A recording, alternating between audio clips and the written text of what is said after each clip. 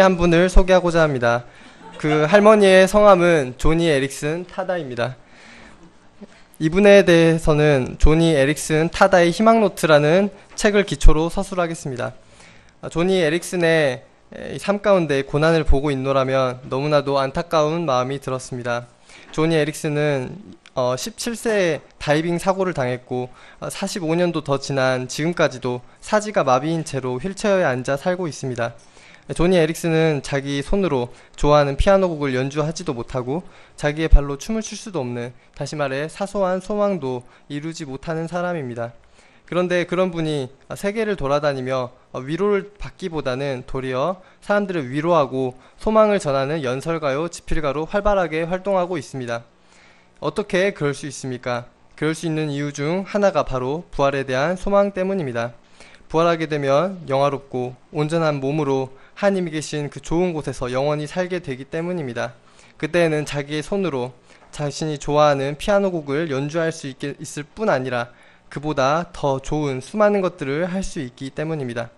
그녀에게 있어 부활은 소망을 찾을 수 없는 중에 찾은 큰 소망이요, 매우 실제적인 것입니다.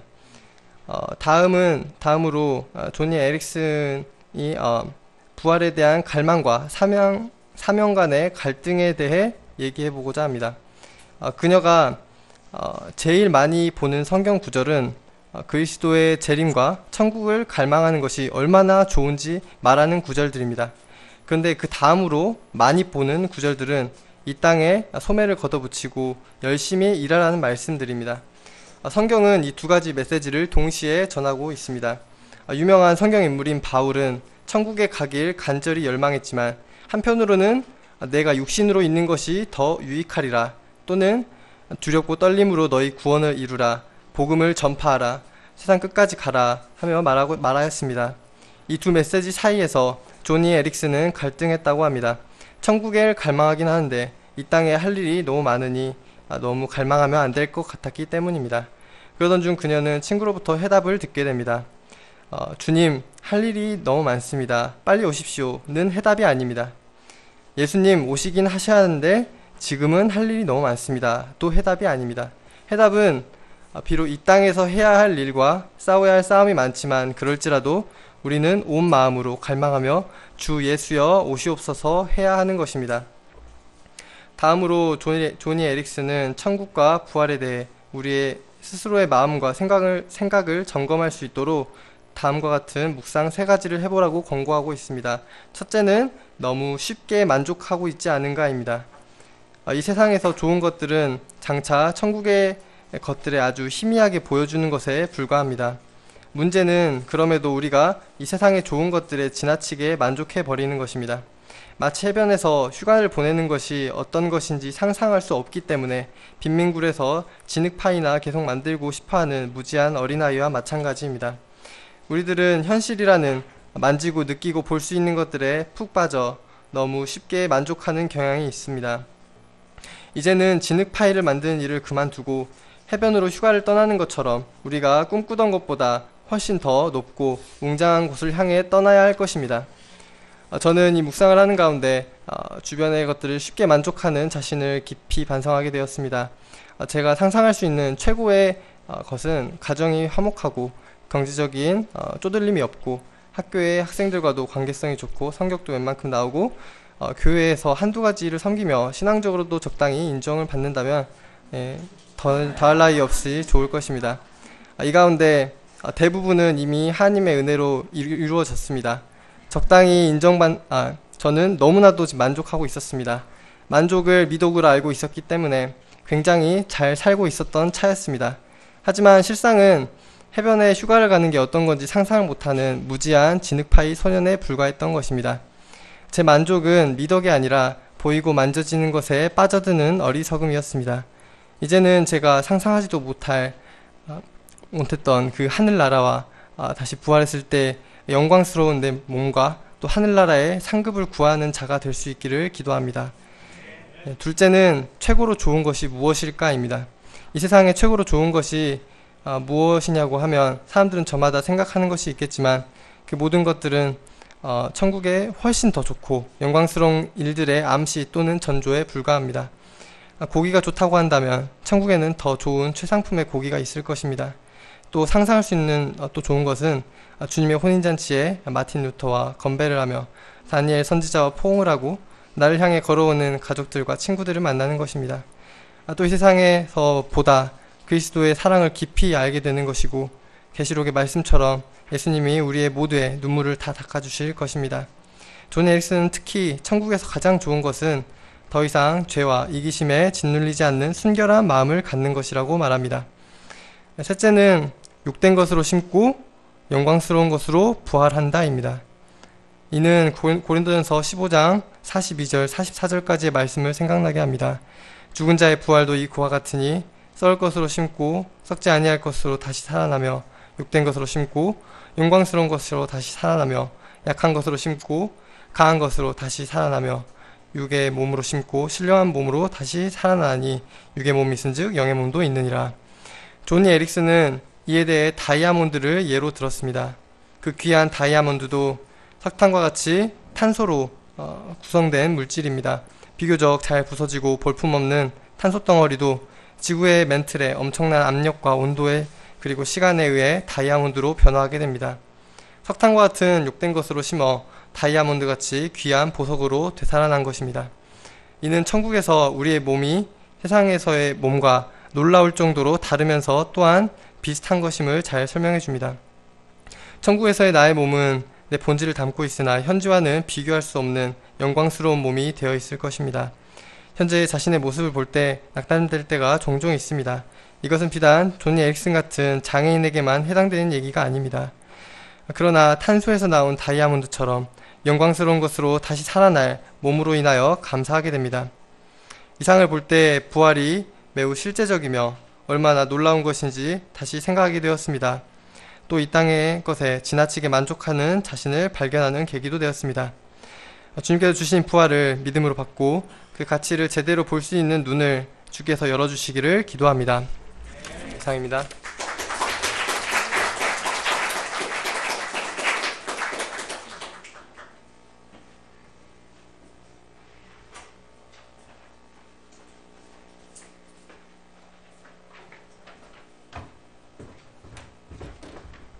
네, 안녕하십니까. 예, 저는 철도대를 졸업한 김창우 목자라고 합니다. 제가 여러분께 소개해드릴 분은 최근 미국에서 큰 감동을 주고 있는 크리스토퍼 더플리라는 소년입니다. 더플리는 자폐증을 갖고 있습니다. 하지만 이를 극복하고 찬양 사역을 하고 있습니다. 그가 교회에서 찬양하는 모습이 유튜브에 올라 뜨거운 반응을 얻고 있습니다. 비록 어눌한 발음에 뛰어난 실력은 아니지만 그의 찬양은 어느 누구보다 아름답습니다. 더플리는 26주 600g도 못 미치는 미숙아로 태어났습니다. 그의 어머니가 코카인 중독자였기 때문입니다. 보통 미숙아 기준이 37주 전, 저체중아 기준이 25kg 미만이라고 합니다. 그 중에서도 2.5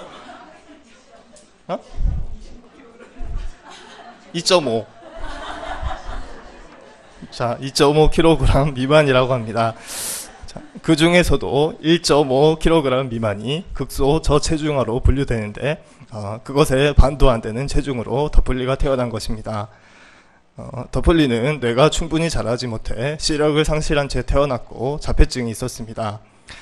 이런 이유로 그의 부모에게 버림받고 위탁기관에 맡겨지게 되었습니다. 불행 중 다행으로 몇 개월 후 그의 고모가 찾아내어 그를 입양하였습니다. 고모는 앞이 보이지 않는 데다 자폐증까지 앓는 조카를 하나님의 선물로 여기며 정성을 다해 길렀습니다. 더플리는 초등학교 1학년 때까지 말을 하지 못했다고 합니다. 고모는 그런 조카가 음악에 흥미를 보이는 것을 알고 피아노를 가르쳤습니다. 더플리는 연주를 하면서 노래를 불렀고 그렇게 말문을 텄습니다. 그리고 지난해 자신의 목소리를 담은 앨범을 내고 미국의 교회를 순례하며 복음을 전하고 있습니다. 더플리의 고모처럼 생각하고 행동하는 것은 일반 사람들은 꿈도 못 꿀 일입니다. 저주하고 근심하고 숨기려고 하고 이것이 일반적인 모습일 것입니다. 북한에서는 태어날 때 약한 애 기억만 있어도 땅에 묻어버린다고 합니다. 하지만 더플리의 고모는 어떻습니까? 자기가 낳은 아이도 아닌데 몸이 불편한 더플리를 입양하여 사랑으로 키우고 있습니다. 그를 하나님의 선물로 여기며 그가 흥미있어하는 음악을 할 수 있도록 도와주고 많은 사람 앞에서 그를 세우는 데 거리낌이 없고 자랑스럽게 여깁니다. 우리가 더플리의 부모라면 이렇게 할 수 있었을까요? 이분이 이렇게 할 수 있었던 것은 이분의 인간적인 훌륭한 배우에 그가 믿고 섬기는 하나님이 있기 때문입니다. 하나님을 아는 지식, 영적 가치관, 그리고 그 하나님을 확고히 믿는 부활의 믿음이 있기 때문입니다. 그가 부활의 믿음이 없었다면 세상적인 눈으로 볼 때 100% 믿지는 이 일을 하지도 못했을 뿐더러 더플리를 그저 불쌍히 여기는 감성적인 삶밖에는 살지 못했을 것입니다. 어떤 희생도 변화도 없었을 것입니다. 그녀의 믿음이 세상이 소망 없다 하여 버린 한 영혼을 살리고 기적을 만들었습니다. 이런 특수한 경우가 아니더라도 우리는 한마디 말씀에 순종하는 것도 얼마나 주저하고 힘겨워할 때가 많습니까? 하나님이 우리에게 두신 소망과 비전과 능력을 외면하고 세상에 굴복하고 무기력하게 살 때가 많지 않습니까? 사실 이번 심포지움을 준비할 때 장애를 가진 사람은 피하고자 했습니다.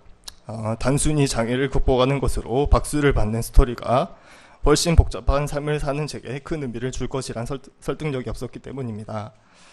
절제하고 헌신하고 큰 영향력을 행사하는 그런 인물을 찾고자 했습니다. 그런데 더플리의 Open the Eyes of My Heart라는 찬양을 듣고 큰 깨달음을 얻게 되었습니다. 마음의 눈을 뜨고 하나님을 찬양하는 더플리와 비교해 하나님 앞에서 나의 삶이 더 낫다고 할 수 있는가? 오히려 내가 하나님을 마음의 눈으로 보지 못하는 장애인이 아닌가 하는 생각에 깊이 반성하게 되었습니다.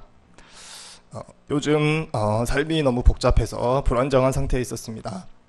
절도대 고대 역사를 같이 섬겨야 되고 CBF에서 2세 역사도 섬기고 차장팀도 하고 예배 때 컴퓨터도 봐야 하고 대학원 준비 취업 자격증 시험 아내 임신 집안 가사일 양가 부모님도 챙겨야 하고 아버님도 도와드려야 하고 알바하는 등 집중해서 무언가 하나도 못하고 성과 내는 것도 없고 바쁘고 힘들게만 사는 것 같아서 마음에 부담과 걱정이 조금씩 생겨나고 있었습니다.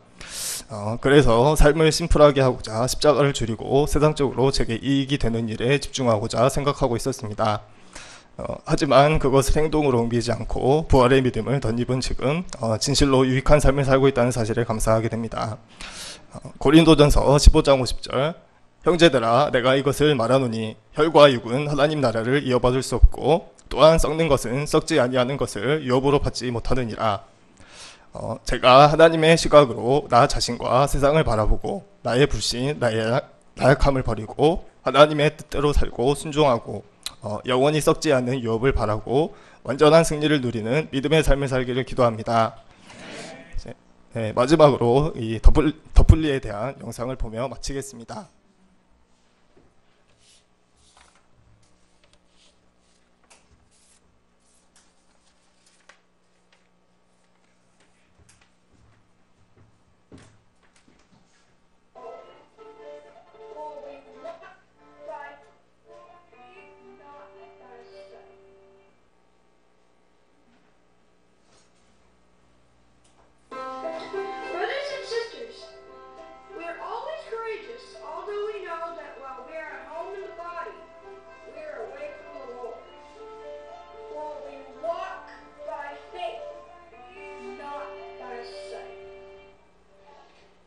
Christopher Duffley was born in May of 2001. He's actually the son of my youngest brother and his girlfriend. And when I received the phone call from my brother, I found out that he was born at only 26 weeks, 1 pound. So he was very premature and he was in critical condition. And there were several nights that we were told that Christopher wouldn't make it through the night. At that point, I prayed for Christopher and I just asked God to be with my brother and to do what his will would be. And for a long time I had no contact with my brother. Really didn't know what happened to Christopher. And all of a sudden my heart was moved. Where was my nephew? What happened to him? And on my first phone call to social services, the gentleman knew about Christopher and he indeed was in foster care. He was totally blind. He had been born with cocaine in his system. and he had a host of other medical issues. My first response to that, or my first feeling to that, was fear. I prayed very intently, and I begged the Lord. I said, could you just show me what you would want? And he did. He answered in my heart. He told me, do not be afraid, that I will take care of everything. We've had challenges and we've had joys. And one of the greatest joys was to hear Christopher make noise, sing, and keep beat. He really didn't talk till about first grade. So when he sang, it was really neat. And it wasn't shortly around that time that we found out that Christopher had perfect pitch. And he started to do remarkable things. And what a joy and what a prophecy that God gave us, that these tears would come, and they come out of great joy. And when Christopher sings, "Open the eyes of my heart," he teaches us to not see everything with our eyes, but to see things like God sees things, through our heart.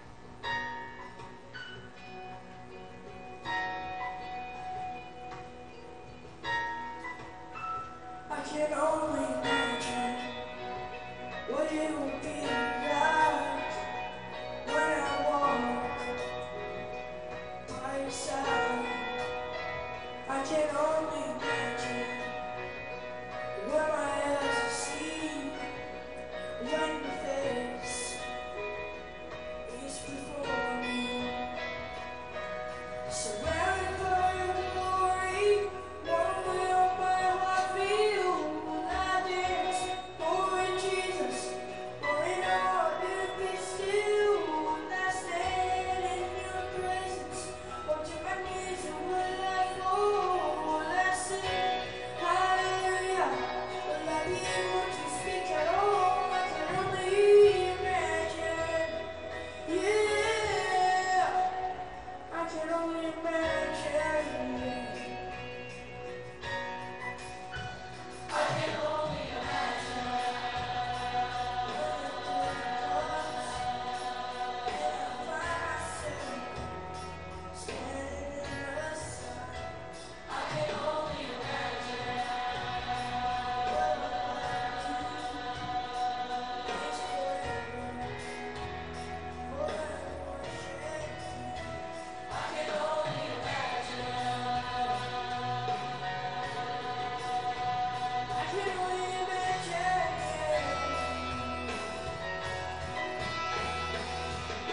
Surrounded by your glory, what will my heart feel when I dance for you, Jesus? For in all I do be still, when I stand in your presence, or to my knees when I fall, when I sing hallelujah. Will I be able to speak at all? I can only imagine. Yeah. I can only imagine.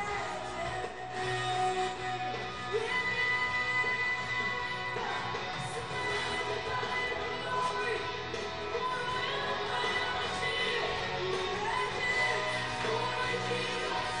For in all I will be still, when I stand in your presence, or to my knees will I fall, when I sing hallelujah.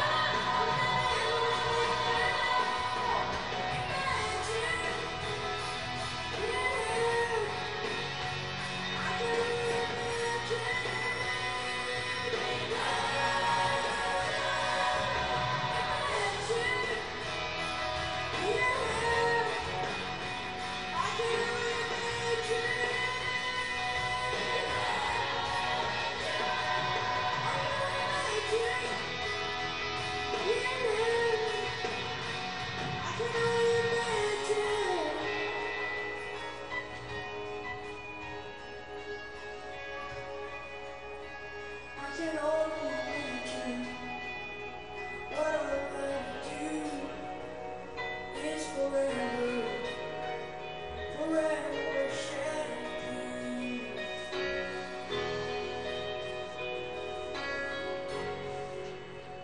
I can only imagine.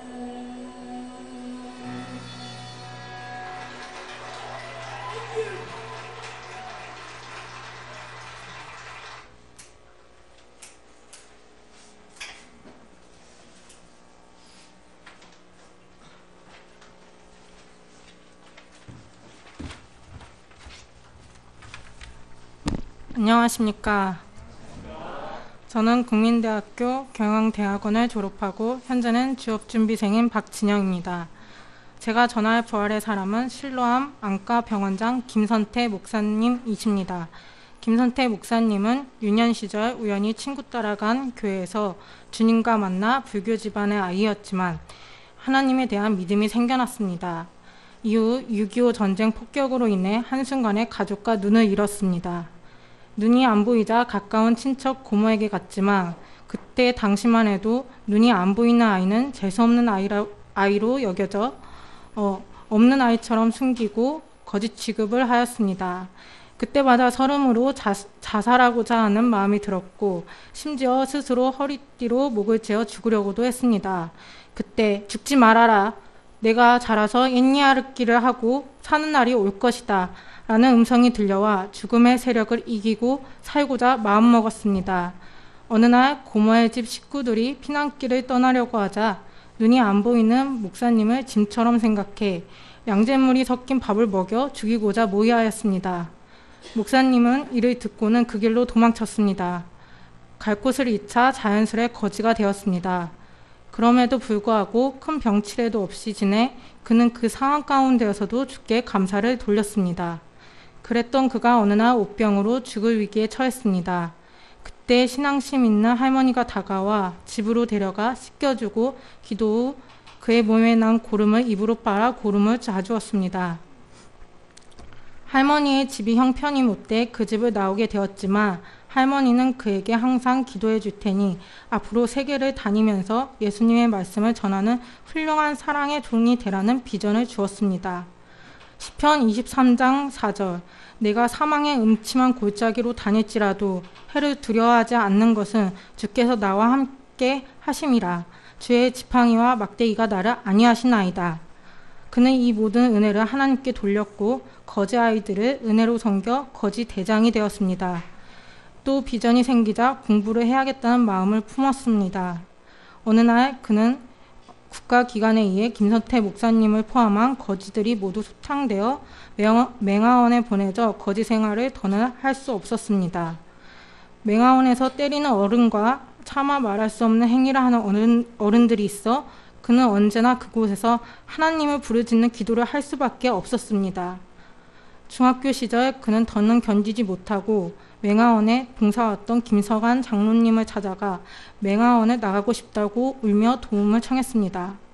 때마침 광안전 선교사님이 학비를 대줄 수 있어 그는 맹하원을 나와 일반 중학교에 입학할 수 있었습니다. 일반인이 아닌 맹아이기에 학업을 따라가려면 부지런하게 움직일 수밖에 없었습니다. 그는 밤 1시까지 공부하고 새벽 5시에 일어나 새벽 기도를 다녀와서 그 길로 학교에 갔습니다. 그의 목표는 중고등학교와 대학교, 신학교와 대학원, 그리고 미국에 유학을 가서 학위를 마친 후에 성직자와 지도자의 길을 가는 것이었습니다. 이후 승실대학을 거쳐 신학교 시절에는 결혼의 때는 되었으나 그의 형편은 그때에도 넉넉지 않았습니다. 그런데도 그의 믿음을 보고 그를 사모하는 여성이 생겨나기 시작했습니다. 그러자 그는 결혼을 주께 맡기고 기도하고 선자리에 나가게 되었습니다. 선자리에서 지금의 아내를 만난 김선태 목사님은 이렇게 물었습니다. 만일 공산군이 공격해오는 상황이 된다면 신앙을 선택하겠습니까? 아니면 공산주의를 선택하겠습니까? 그녀는 망설임도 없이 신앙을 선택하겠습니다. 라고 말했습니다. 이렇게 김선태 목사님은 순교도 할 수 있다는 그녀의 대답에 반해 믿음의 결혼을 할 수 있었습니다. 그는 가족을 꾸려 안정을 찾으며 목사의 길을 걷게 되었습니다. 점차 자신처럼 수술의 때를 놓친 아이들의 개안 수술에 대해 관심을 갖게 되었습니다. 그래서 보냄받았다는 뜻의 실로암 병원을 차리기로 마음먹었습니다. 놀랍게도 주님은 이때 그에게 자본금을 보내주셨습니다. 이처럼 필요한 자금과 기계를 주님은 기도할 때마다 적재적시에 보내주셨고 지금까지 개안수술로 어둠에서 밝은 빛을 찾은 이가 수만 명에 이르며 사랑의 물료 안과진료로 실명을 예방하고 눈의 고통을 치료해준 사람이 수십만 명에 이릅니다. 김선태 목사님의 삶은 삶과 죽음의 갈림길에 있어 언제나 하나님께 부르짖는 기도를 할 수밖에 없었습니다. 그는 절망의 때에도 부활의 주님을 믿어 원망치 아니하고 항상 감사와 기도로 깊이 주님과 교제하였습니다. 주님과 교제함으로 죽음의 세력에서 벗어나 부활의 한 사람으로 새 삶을 얻어 일반인도 하기 어려운 석사, 박사를 거쳐 빛으로 하나님을 증거하는 실로암 안과 병원장이 될 수 있었습니다. 저는 얼마 전 대학원을 졸업하고 지금은 취업 준비생이 되었습니다. 취업이 어려울 것이라는 예상은 하였지만 졸업 후 2달이 지나자 조금 더 심각성이 몸소 느껴지기 시작했습니다. 게다가 이러한 공백기는 지난날 저의 암울했던 재수 생활을 떠올리게 하였습니다. 그때 당시 저는 친구는 대학생이고 나는 재수생인 것에 대해 비교의식이 들어 가슴 깊이 슬퍼하였고 그 시간을 못 견뎌 하였습니다. 하루하루가 외롭고 비참하게 느껴져 유일한 위로가 라디오를 듣는 것일 정도였습니다. 그런데 지금 또 그때와 비슷한 공백기를 맞았습니다. 그때와 달리 저는 매일 일용할 양식을 먹고 1:1 말씀 공부와 소감으로 투쟁하면서 부활의 주님을 만났습니다. 그러자 제 안에 취업에 대한 번민으로 절망하고 고통당할 때가 있으나 저는 하루에 한 번 이상 감사할 수 있었습니다. 주님은 제게 취업을 바로 주시지 않으셨지만 지난날 대학원에서는 등록금을 주셨고 절망의 때에는 책을 좋아하는 저를 위해 책 한 박스가 당첨되게 하셨고 어머니의 편애 등 가족 문제로 기도할 때 가족 가운데 변화를 이끌어 주셨습니다. 마태복음 7장 7절에서 8절 구하라 그리하면 너희에게 주실 것이요 찾으라 그리하면 찾아낼 것이요 문을 두드리라 그리하면 너희에게 열릴 것이니 구하는 이마다 받을 것이요 찾는 이마다 찾아낼 것이요 두드리는 이에게는 열릴 것이니라. 그러니 기도하면 뭐든지 들어주신다는 이 언약의 성경 구절을 아니 믿을 수 없었습니다. 그러므로 기도로 취업을 주께 구해야겠다는 마음으로 취업 고민으로 잠 못 드는 밤마다 기도했습니다. 제게 베스트의 일자리를 주세요, 주님. 주님의 때를 당겨 제가 더 절망하기 전에 이끌어 주세요. 어머니의 신음소리가 들리는 것 같습니다. 부모님은 경쟁률 낮은 적은 지방이라도 일자리를 얻기를 바라시고 저 또한 일자리에 있어 대기업 중소기업을 나누지 않으며 지방이란 것에 차별을 두지 않아 쓰고자 하는 마음이 있었습니다. 하지만 주의 일에 섬기기 원하기에 센터 가까이 직장을 얻고자 하여 지방으로 이력서를 쓰지 않기로 결단하고 기도했습니다. 그 응답이 늦어지는 것 같다 가족 간의 눈치가 보여 지방이라도 써야 하나 하는 타협적인 생각과 함께 제 영혼이 말라가는 것만 같았습니다. 2달이 지났을 뿐인데도 마치 1년이 지난 것 마냥 시간이 더 빨리 흘러가는 것만 같았습니다. 매일 밤 주께 나아가 기도로 간구했을 때 내가 너 안 해줄 것 같니? 하늘에 계신 나의 아버지의 음성이 들려왔습니다. 그러자 현실에서 안 될 것 같은 불안감으로 하나님을 부르짖는 제 불신의 죄를 회개하게 되었습니다. 회개하고 곰곰이 생각해보니 주님은 지금 나와 깊이 교제하고 싶으시다는 것을 깨닫게 되었습니다. 깊이 교제하고자 나아가자 취업의 문제는 점차 작아 보입니다. 그럼에도 불구하고 취업난이라는 현실에 눈을 들 때가 많습니다. 앞으로도 현실을 바라보지 말고 기도를 구할 때 뭐든지 들어주시겠다는 언약의 말씀을 믿고 오직 나를 부활시키신 부활의 하나님을 바라보며 이때 나와 동행하신 주님을 잊지 아니하고 받은 은혜보다 더 베풀 수 있는 목자 되길 소망합니다. 한마디 부활의 증인이 되겠습니다.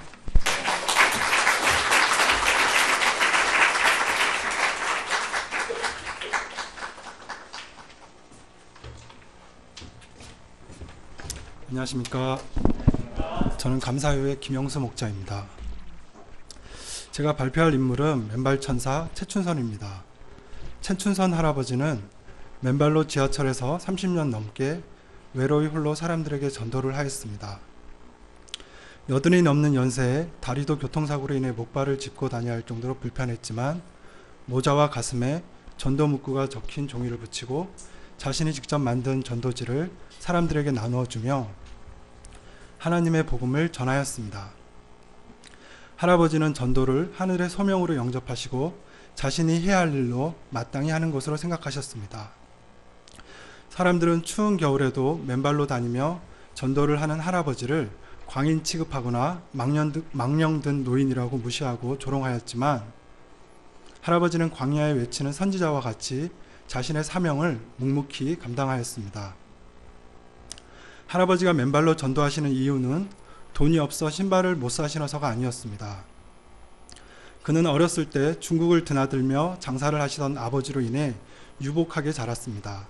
동경 와세다 대학에서 공부를 하였고 5개 국어를 능통하게 하는 수재였으며 재산으로 수십만 평에 달하는 땅이 있었습니다. 70년대 초에 집에 자가용이 5대 있었고 하루에 와이셔츠를 2번이나 갈아입는 멋쟁이였습니다. 그런데 그가 젊은 시절 결핵에 걸렸는데 하나님께 나음을 받고 신앙을 통해서 인생의 의미를 깨닫고 나서 그 모든 재산을 팔아 가난한 자들에게 나누어 주었습니다. 동경 유학 시절 절대자유, 자주, 영생, 평화의 민족주의적 신앙을 외치고 무교회를 지향했던 우치무라 간조의 영향을 받았고 낮은 곳, 가난한 자들, 밑바닥을 철저히 지향했던 가가와 도요이코의 교회에서 세례를 받음으로 그의 영향도 많이 받았습니다. 그리고 김구 선생님과 같이 독립투사로 강복군에서 활동을 하며 독립운동을 하셨습니다. 그러한 정신을 그대로 신앙적인 면에 접목시켜서 활동하여 다른 교파에 들어가서 일하지 않고 독립적으로 외롭게 전도하셨습니다. 할아버지는 민족주의적 신앙과 무교회적인 삶을 추구하고 가난하고 낮아진 삶의 자리를 지향했으며 분단된 조국에 대한 애통한 마음과 통일을 염원하는 심정으로 여전히 지하철에서 자기만의 독립운동을 하였습니다. 지하철에서 청소년들을 만나면 자주 전하는 메시지가 있습니다. 볼수록 아름다운 미스 코리아 유관순, 볼수록 아름다운 미스터 코리아 안중근, Y2 코리아. 겉을 화려하게 꾸민 것이 미스터 코리아가 아니라 유관순 안중근 같이 나라를 사랑하고 진리와 자유를 위하여 자기를 내던져 희생한 분들이 진정한 한국인이며 그런 분들이 있다면 왜 2개의 코리아, 즉 분단된 조국이 있겠느냐 하는 메시지였습니다. 사람들이 추운 겨울에는 발이 시렵고 동상에 걸릴 수 있으니 신발을 신으라고 권유해도 통일이 되기 전에는 절대로 신발을 신지 않겠다며 맨발로 전도하시는 할아버지의 모습은 마치 성경에 나오는 이사야 선지자가 맨발로 다니며 하나님의 말씀을 전파했던 모습과 비슷했습니다. 당시 유다의 백성들은 우시야 왕 이후 해상무역으로 일시적인 부를 누려 사치하고 방종하여 우상을 숭배하고 그 당시 팽배하던 위기적 국제 정세를 읽지 못하고 아시리아와 바벨론에게 침략을 당하였습니다. 이미 환상을 통해 이스라엘의 멸망을 본 이사야는 하나님이 곧 심판하실 것이란 경고를 외쳤지만 그들은 듣지 않았습니다. 왜냐하면 우상과 물질적인 풍요가 그들을 가리우고 있었기 때문입니다. 이사야는 3년 동안 벗은 몸과 맨발로 다니며 하나님의 메시지를 전했습니다. 그런데 최춘선 할아버지는 30년을 넘게 그렇게 다니시며 맨발로 광야에 외치는 소리가 되었습니다. 아무도 듣지 않아도 절망하지 않고 자신의 존재를 인식하지 않고 단지 외치고 사라지는 소리에 불과하지만 하나님의 심정을 담고 주어진 길을 걸어갔습니다. 진리는 고독해도 날로 담대합니다. 모든 것을 내어주신 그리스도를 담고자 스스로 낮아져서 날마다 빵을 사서 노숙자와 구걸하는 이들에게 나누어 주었고 수많은 어려운 곳을 찾아 자원봉사를 했습니다. 맨발과 누추함으로 사람들의 비웃음과 경멸의 대상이 되었고 엄청난 재산, 시간, 이생의 부요, 누릴 행복 모든 것을 내어주었지만 천국의 나날을 사셨습니다. 이건 할아버지의 말씀입니다. 기도의 응답으로 하나님의 축복으로 세상에 부러운 사람이 없고 무서운 사람이 없고 보기 싫은 사람이 없고 얼마나 감사한지요. 부러운 사람이 없는 사람은 법률 없이 1등 부자예요. 미운 사람이 없는 사람은 세상의 1등 권세예요. 세상 왕들의 억만배 권세예요. 마지막에는 젓가락 하나 들 힘조차 없으신데도 전도를 하러 나가셨다가 수원행 1호선 의자에 앉아 잠들듯이 편안히 주님께로 가셨습니다. 할아버지가 돌아가시기 전 마지막으로 하신 말씀은 충성은 열매 중에 하나요 이었습니다. 마지막 죽는 순간까지 충성스럽게 하나님의 사명을 감당하셨습니다. 저는 사람들이 나를 어떻게 생각하는지, 어떠한 시선으로 나를 바라보는지에 대해서 매우 예민하게 생각합니다. 그래서 사람들을 의식하지 않고 복음을 자랑스럽게 여기고 담대하게 전하는 최춘선 할아버지의 당당한 모습이 제게는 부러웠습니다. 할아버지가 예수님을 깊이 만난 것처럼 저도 예수님을 깊이 만나고 싶습니다. 그래서 사람들 눈치 보지 않고 복음을 담대하게 전하고 진리의 길을 당당하게 걸어가고 싶습니다. 제 모습이 사람들에게 어떻게 보일지라도 자기를 비우고 겸손하게 낮아져서 예수 그리스도의 사랑을 실천하는 삶을 살고 싶습니다. 또 기도의 응답으로 하나님의 축복으로 부러운 사람이 없고 무서운 사람이 없고 보기 싫은 사람이 없어서 감사하다는 할아버지의 말씀은 부러운 사람이 많고 무서운 사람도 많고 보기 싫은 사람도 많은 제게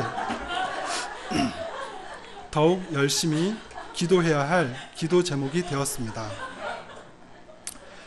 저의 사람을 미워하는 좁은 마음을 회개하고 그리스도의 넓은 사랑으로 미운 사람도 포용할 수 있기를 기도합니다. 심령이 가난한 자는 복이 있나니 천국이 그들의 것이며. 마태복음 5장 3절. 할아버지는 많은 것을 나누어 주고 스스로를 비워서 마음을 가난하게 하여 날마다 천국의 삶을 누리셨는데, 저는 가진 것도 별로 없지만 자기를 비우는 것, 자기의 생각이나 고집을 내려놓는 것이 너무나 어렵습니다.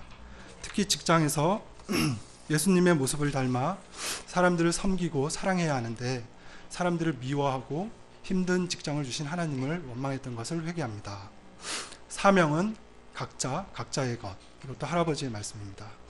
할아버지는 대단한 지성인이셨지만 스스로 비천하게 낮아져서 마치 광인의 모습을 하고 복음을 전하셨지만, 저는 단정한 옷차림으로 캠퍼스 지성인들에게 복음을 전할 수 있는 것이 할아버지에 비해서 얼마나 쉽고 감사한 것인가 생각할 수 있었습니다. 저도 캠퍼스와 직장에서 복음을 전해보았지만 계속되는 실패와 낮은 자존감으로 사명을 충성되이 감당하지 못했습니다. 충성은 열매 중에 하나요. 말씀하신 것처럼 저도 캠퍼스 복음의 사명을 충성되이 감당할 수 있기를 기도합니다. 네, 이상입니다.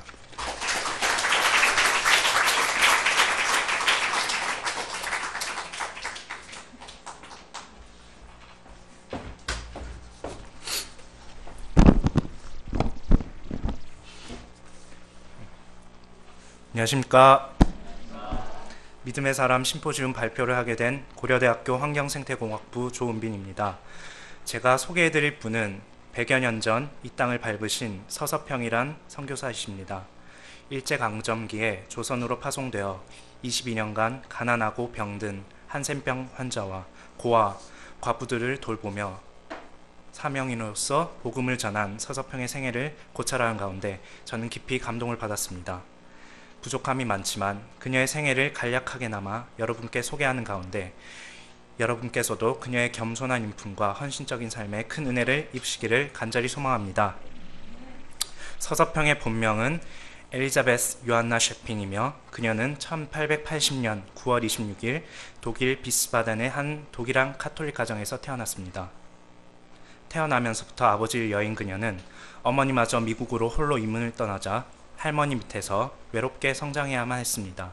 그리고 9세 때 할머니마저 돌아가시자 교구 사제에게 주소를 받아 미국으로 건너갔고 어머니를 찾아 같이 살게 되었습니다. 어머니의 도움으로 카톨릭 배경의 미션 스쿨을 마친 그녀는 1901년 뉴욕의 성마가병원 간호전문학교를 졸업하였고, 고단할 것을 염려한 어머니의 극심한 반대에도 불구하고 정식 간호사가 되었습니다. 학생 시절 동료 간호사의 초대로 개신교 예배를 처음 드리게 된 그녀는 크게 감화되어서 그 후 개종하게 되었고, 그 사건은 그녀에게 일생일대의 전환점이 되었습니다. 개신교를 매우 못마땅히 여긴 어머니에게 절연 선언을 당하였고, 가까이 지내는 피부치 하나 없던 그녀의 외로움은 점점 커져갔지만 그녀는 의지를 굽히지 않고 관철시켰으며 유대인 요양소, 이탈리아 이민자 수용소 등에서 자발적으로 봉사활동을 하였습니다. 이 경험은 그녀가 훗날 조선에서 섬기면서 선교사로 일하는 동안의 큰 초석이 되었습니다. 브루클린의 GC 병원에서 야간 수 간호사로 일하던 도중 그녀는 성경 공부에 매진하게 되었고 가장 가치 있고 행복한 삶은 성경 교사가 되는 것이라는 확신을 갖고 지금의 뉴욕 신학교인 성서교사 훈련학교에 진학하여서 1911년에 졸업하였습니다. 그리고 졸업 무렵에 그녀는 남장로교 해외 선교부에서 간호 선교사를 모집한다는 소식을 들었고 지원하여 합격한 후 곧바로 조선으로 파송되었습니다. 1912년 2월 20일 조선 땅에 입국하게 된 그녀는 광주 제중원에서 활동하고 계시던 우월순 원장, 즉 윌슨 선교사를 돕는 간호 선교사로 첫 발을 내딛었습니다. 이후 순간 구암 예수병원과 서울 세브란스 병원 간호교사를 거쳐 다시 광주 제중병원 간호사로 돌아왔고 본격적으로 사회사업과 선교에 매진하였습니다. 그녀는 자신의 조급한 성격을 매사에 서서히 해야겠다는 생각에 성을 천천히 할 서로 하고 또 이를 강조하는 뜻에서 이름 첫 자도 같은 자로 하였습니다. 두 번째 자는 자신의 모난 성격을 평평하게 한다는 뜻에서 평평할 평자를 써서 서서평이라고 하였습니다. 이는 그녀의 본명인 셰핑의 발음을 살린 것이기도 합니다. 자신의 내면을 연단시키시는 주님께서 주신 사명을 감당하려는 그녀의 자세가 엿보이는 장명 센스입니다. 그리고 그녀는 한국말을 매우 열심히 배웠으며 아주 발음도 좋고 유창했다고 합니다. 한자도 배워서 한자와 한글이 섞인 구약 성경을 읽었고 일제강점기였기 때문에 일본어도 열심히 배웠습니다. 그녀는 완전히 겉과 속이 한국인으로 동화되고자 애썼고 옥양목 저고리에 검은 통치마와 남성용 검정 고무신을 신고 다녔습니다. 된장국은 그 독특한 향 때문에 서양인들 대부분이 손사래를 치며 혐오하고 거부했지만 그녀는 서민들과 함께 된장국을 먹으며 관계성을 맺기를 기꺼이 자처하였습니다. 그리고 초기 대다수의 미국 선교사들이 미국식 삶을 여전히 고수하며 사냥을 다니고 별장과 말 여러 필, 하인 등을 가진 것과는 참으로 대조적으로 그녀는 자신의 모든 것을 아낌없이 내어주며 가난하고 오할 데 없는 한센병자, 고아, 과부들을 돌보기에 여념이 없었습니다. 1년에 한 켤레 신발과 두 벌의 옷으로 연명하고 나머지는 모두 어렵고 병든 사람을 구제하기 위해 선뜻 기부하였습니다. 선교사에게 주어진 식비도 자신은 하루 10전으로 허기만 달래고 나머지는 다 내어주었습니다. 항상 버림받은 고아와 가난한 과부들을 긍휼히 여겼던 그녀는 그들을 친자식처럼 보살피고 입히고 먹이고 가르쳤습니다.